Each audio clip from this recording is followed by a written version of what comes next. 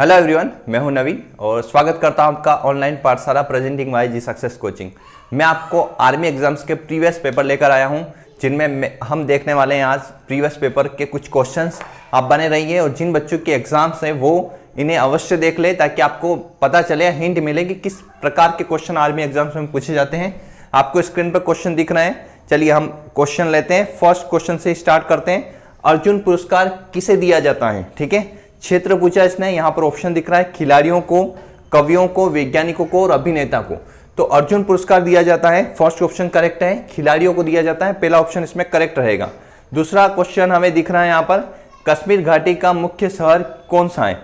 तो ऑप्शन दिख रहे हैं आपको, पठानकोट, श्रीनगर, तीसरा ऑप्शन है कुपवाड़ा और चौथा है इसमें से कोई नहीं।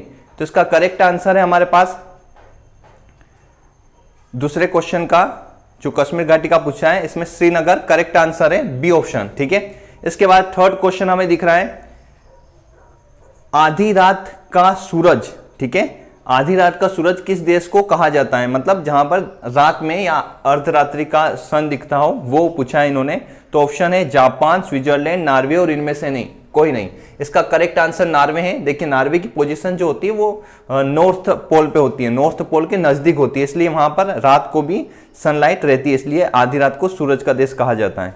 चौथा क्वेश्चन दिख रहा है, सत्यमेव जयते कहां से लिया गया है? चार ऑप्शन हमारे पास यहाँ पर, मुंडकोपनिषद, ऋग्वेद, नाट्यशास्त्र और चौथा है सामवेद। तो इसका करेक्ट आंसर सत्यमेव जयते लिया गया है मुंडकोपनिषद से। ठीक है, चलिए उसके बाद चिल्का झील कहां पर स्थित है? तो चिल्का झील आप लोग जानते हो बखूबी, ओडिशा, फर्स्ट ऑप्शन इसमें करेक्ट है। उसके बाद है मिजोरम की राजधानी आइजोल, फर्स्ट ऑप्शन ही करेक्ट है।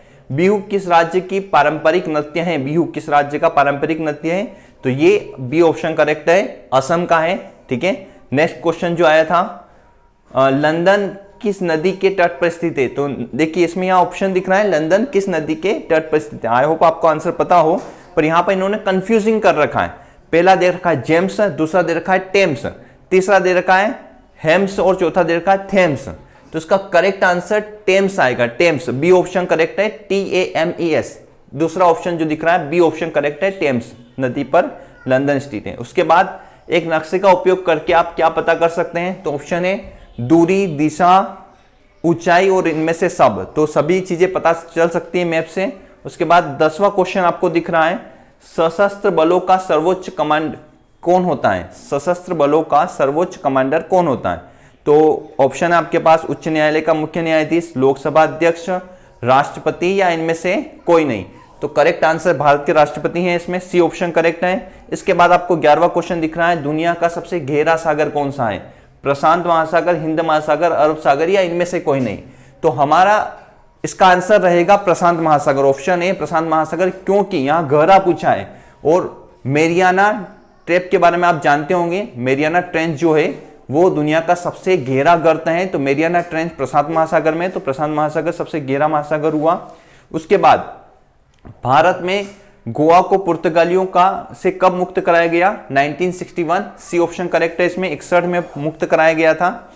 उसके बाद दिख रहा है, पेरिस किस नदी के तट पर स्थित है? ठीक है, क्वेश्चन हमें दिख रहा है, पेरिस किस नदी के तट पर स्थित है?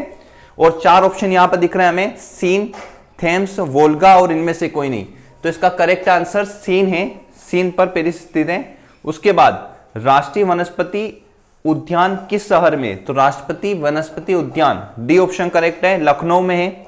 उसके बाद देखिए H1N1, बहुत ही शानदार क्वेश्चन है। H1N1 जो खांसी, वो किसके लिए होता है? H1N1 एक वायरस का प्रकार है और ये किसके लिए उन्होंने पूछा है? तो ऑप्शन हमारे पास है खांसी, बर्ड फ्लू, स्वाइन फ्लू और इनमें से कोई नहीं। तो ये करेक्ट आंसर रहेगा इसके लिए क्या? Swine flu, C option correct है। लाफिंग गैस कौन सी है? तो लाफिंग गैस आप लोग जानते हो, nitrous oxide, D option correct है इसमें। उसके बाद एल्यूमिनियम का सबसे महत्वपूर्ण अयस्क, आपको यहाँ पर क्वेश्चन दिख रहे हैं, एल्यूमिनियम का सबसे महत्वपूर्ण अयस्क, ये ऑप्शन करेक्ट है, बॉक्साइड। आग बुझाने में कौन सी गैस उपयोग की जाती है? तो आग बुझाने में हम कार्बन डाइऑक्साइड का प्रयोग करते हैं, CO2 का। ठीक है, इनमें से कौन सी स्तनपायी जीव अंडे देता है? तो स्तनपायी है फिर भी अंडे देता है।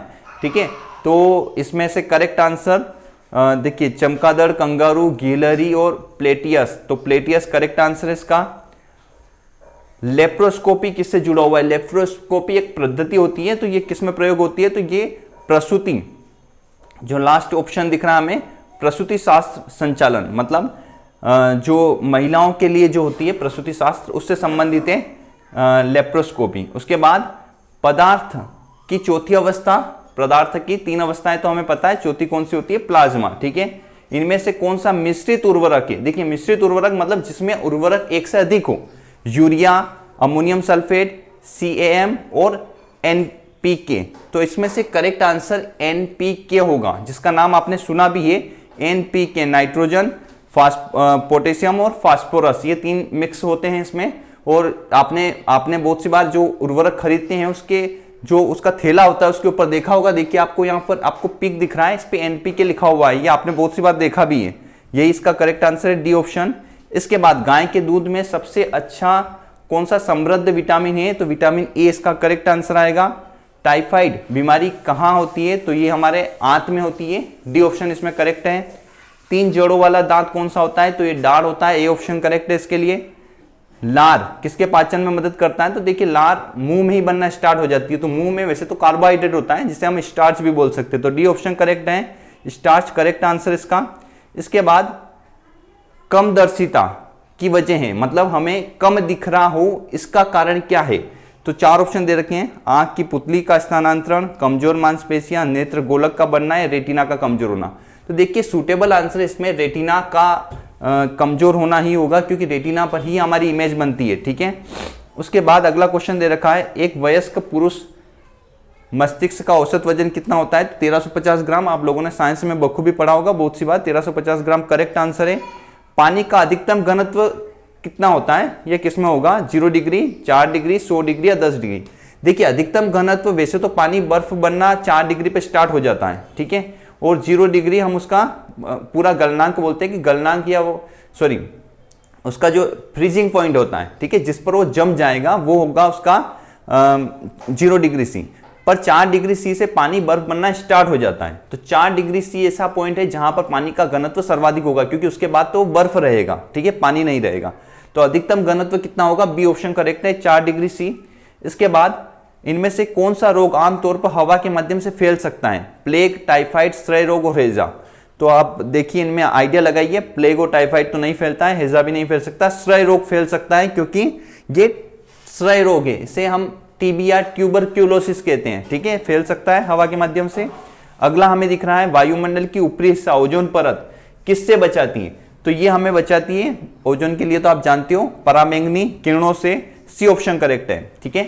आज के लिए इतने ही क्वेश्चन। आप लोगों को और क्वेश्चन चाहिए तो कमेंट बॉक्स में बताइए कि सर हमें प्रीवियस पेपर के आर्मी के और क्वेश्चन चाहिए हैं, और आपको प्रीवियस क्वेश्चन के पीडीएफ और भी खूब सारे वीडियो आर्मी से संबंधित अगर चाहिए, आर्मी की इंफॉर्मेशन सारी आपको चाहिए, तो आपको नीचे डिस्क्रिप्शन में टेलीग्राम ग्रुप लिंक दे रखी है, ज्वाइन कर लेना है, और अपने मित्रों को जो आर्मी की तैयारी कर रहे हैं उन्हें ये वीडियो शेयर कीजिए ताकि उनकी मदद हो पाए, ठीक है। और आप लोगों ने सब्सक्राइब नहीं किया हो तो ज्वाइन होने के लिए सब्सक्राइब कीजिए। जय भारत, जय हिंद।